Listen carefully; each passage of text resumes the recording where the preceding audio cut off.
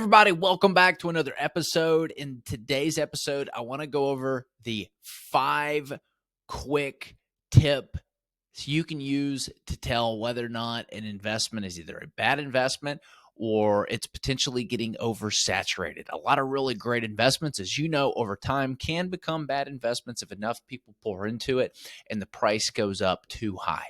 I want to say that a recent example that you've seen over the past year is the collapse of FTX and what that did to cryptocurrencies in general. So let's talk about that and dive into it in today's episode.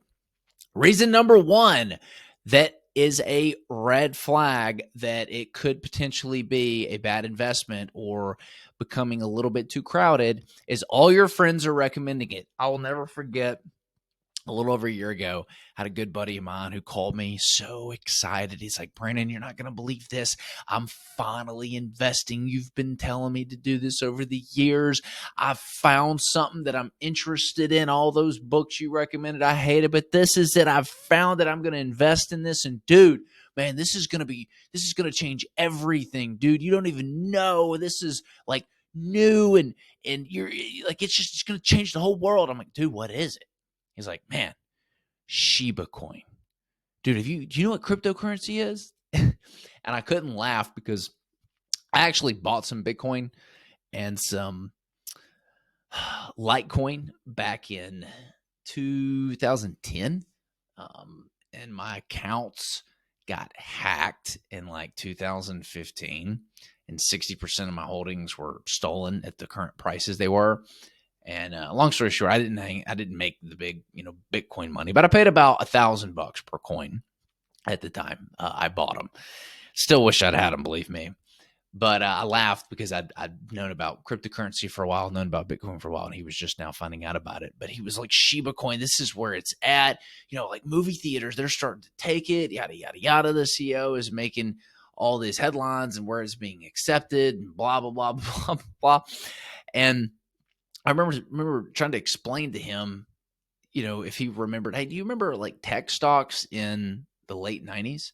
I said, well, in my opinion, the best way to understand the blockchain and cryptocurrency is to understand what was going on in the late 90s with the internet and tech stocks. So in my opinion, the internet was where everything was moving towards that day. And you had all these companies opening up. If you had a .com behind your name, no revenue, like you could sell your company. I mean, it was just absolutely insane what people were paying for back then. And today, I think it's the same. You've got the blockchain that's come around and it's produced all these cryptocurrencies. Well, 99.99999% of tech stocks that came around in the late 90s are no longer in business. Big fat whopping zero. Just like today, I think that you're going to see 99.9999% of most of the cryptocurrencies go away for that reason. There's no intrinsic value in all of them. Eventually there's going to be just a handful of winners, I think, just like you got the Googles and the Yahoos and the Microsofts out of the tech boom.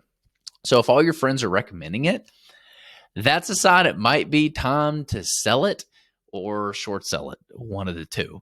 So be careful when all your friends are recommending something. Number 2, the news is talking about it. Now, it depends. If the news is talking about it in a negative sense, might be time to buy. If the news is talking about it in a positive sense, probably time to sell. In 2008, 2009, real estate was not sexy. There were a lot of bankruptcies. A lot of builders and developers went under. It was a really tough time, and there was a lot of very negative sentiment. And if you played your cards right, you could buy real estate for like 10, 20 cents on the dollar. And literally like 20x your investment in today's dollars. Absolutely wild what happened from 2008 to now in the real estate world. So if the news is talking about it, pay attention to what the sentiment was. It was kind of funny. My brother was wanting to get into, doing Ethereum and cryptocurrency stocks and, wanting to invest. And I was like, hey, I don't know that this is really an investment unless you're going to hang on to it for a really long time. I think it's more like gambling. My recommendation, if you're into cryptocurrency, invest in the blockchain. Don't invest in crypto.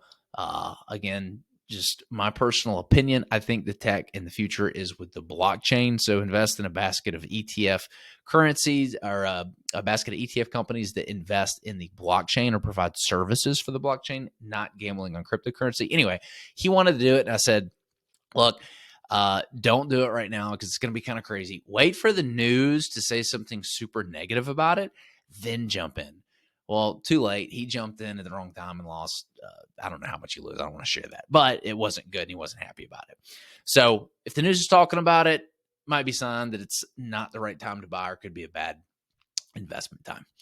Number 3, it is hailed as the latest and greatest.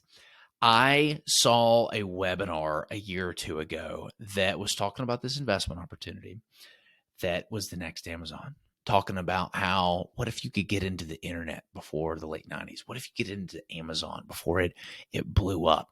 Getting y'all excited that, hey, this is it. This is the next big thing. You can get rich quick. Whenever you hear those words in your head, because nobody uses those words in this day and age because it's like a red flag, like you can get rich. But whenever in your head you start thinking that, chances are it's too good to be true. It's bad. And that's actually the next one. Number 4 is it sounds too good to be true. Whenever something sounds too good to be true, it technically is. Make sure you do thorough research before putting your money into anything. Never throw good money after bad opportunities. So if it sounds too good to be true, I know somebody that willingly put money into a Ponzi scheme, trying to time the Ponzi scheme. He even knew that it was a Ponzi scheme, but they were advertising these like 30% returns, and one of his buddy put like an insane amount of money in it, and like they knew it was a Ponzi scheme. Like they knew. That's what really blew my mind. Like they knew it. They're like, oh, it's probably a Ponzi scheme, but I think if we time it right, we can get our money out before it goes. I'm like, dude, how idiotic can you possibly be to do something like this? Absolutely blown away. But if it sounds too good to be true, or it's a Ponzi scheme, don't invest in it. And then finally, number 5 is if it's a once in a lifetime opportunity, that's going to be a big red flag. Once in a lifetime opportunity, it kind of goes with the other 2. Sounds good to be true. Held is the latest and greatest. Once in a lifetime, it's kind of just, it goes hand in hand with all these. Don't do it. If something's a once in a lifetime opportunity, stay away from it. Invest in things that preserve your capital. Like if you do anything right at all, invest in things that don't go to zero. This is why we're a big fan of real estate. It's been around since the beginning of time. It's never gone to zero. It's always going to have some kind of value.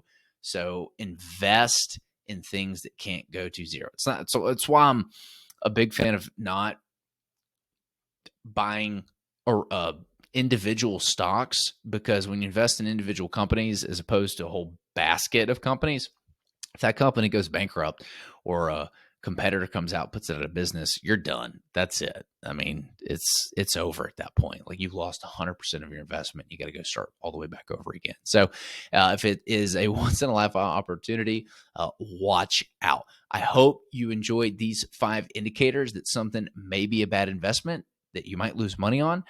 Stay tuned. We can't wait to bring you even more great tips and tricks when it comes to investing. We will see you guys next time.